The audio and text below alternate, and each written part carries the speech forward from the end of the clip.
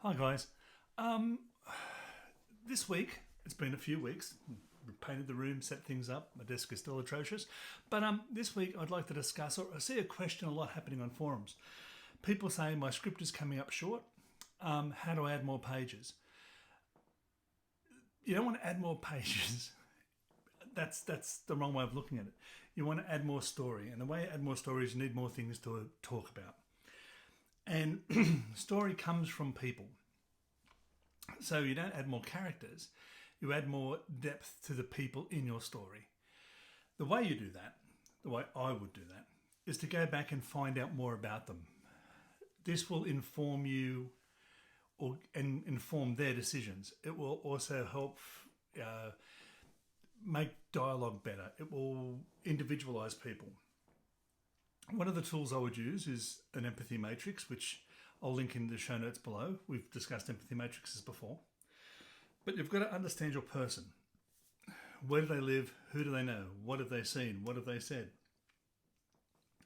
You've got to have, not that, being able to fill out a magazine survey on the person, but to truly understand them. And then that will inform their decisions. What do they feel as a sense of loss? What do they feel would be their big goal in life? What's their immediate goal? How will they get to their immediate goal? You've got to understand them more. And then you'll go back to your story and you think you've got your story. And some people will say, oh, add a B story, add a subplot, You can. But tacking one of those on still doesn't improve your story. It's a hat on a hat.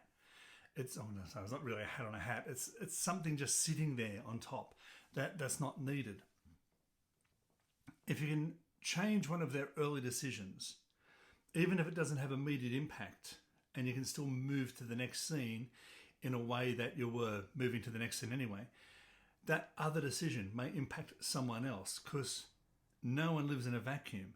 What you do impacts other people. What your characters do will impact other characters. So you give them a decision. I've just realised I really need a shave. So knowing them well will allow you to give them better decision making. Then you go back through your story, start at the end, find out what's resolving it, find the trigger points, find the what you put in the early days, find out what you're paying off. Can a decision be made back here for the thing you're paying off that will then branch or make other people come in? When other people come into the story, they put pressure on as well. That happened in one of the early rewrites of The Hostage. We had the guys inside the room fighting, and I needed to have the character James outside the room. And I also needed to show his moral conscience and him as a person, so people weren't just sitting there going, he's an idiot. They could understand the decisions he was making. And that gave me a lot more story. It introduced his wife, Renee, and their daughter. And these were all telephone calls. But it informed his decision, and then what Renee, that character of Renee, and the scenarios that was going through Renee's life was feeding back into James and informing his decision. And then once we informed his decision, it was how he would then interact with Steve. And while he was interacting with Steve, that became different, which influenced Steve's decisions, which then changed how Steve and James were interacting with Eugene and Detective Kelly and all the other characters.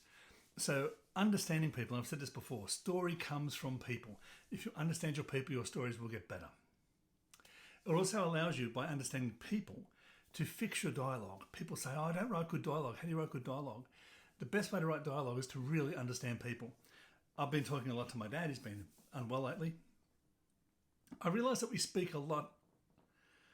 We speak very similar. We have a lot of the same references in our family. So we have our shorthand. But he also he speaks a lot differently. He uses very, very old terms and things like, he referred to someone the other night as a gunner, which has nothing to do with gun ownership or, being in the army. It's a guy who says, I'm going to do this, I'm going to do this, I'm going to do that, someone who doesn't actually finish what they set out to do. They're always just going to do it. So he said he's a bit of a gunner. And those little inflections, that came about as something he picked up when he was in the army. That was a nickname for someone who didn't do anything. He was just a gunner. And that you get from understanding your character better. You can fix your dialogue, you can fix your story, you can add complexity. And complexity gives you pages, not pages for page sake.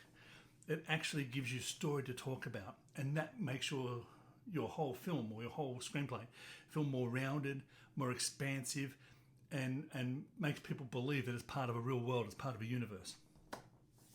As always, if you want to subscribe, I'm going to put these out more often. I've had a big break. I'll be putting videos out all the time to hopefully help people and to discuss writing topics. If you want to discuss something, leave a comment. That'd be really good. Subscribe, hit a like button, so that shares it out to other writers if you think there's any value. If you want to contact me, you can go through the site, which is griffithscreative.com.au. And these guys aren't a sponsor, but I always like or try to mention scriptrevolution.com. If you sell spec scripts, they're the best place to host your script, and they've got a pretty good forum over there. So nick over to scriptrevolution.com as well. Until next time, keep writing. Bye, guys.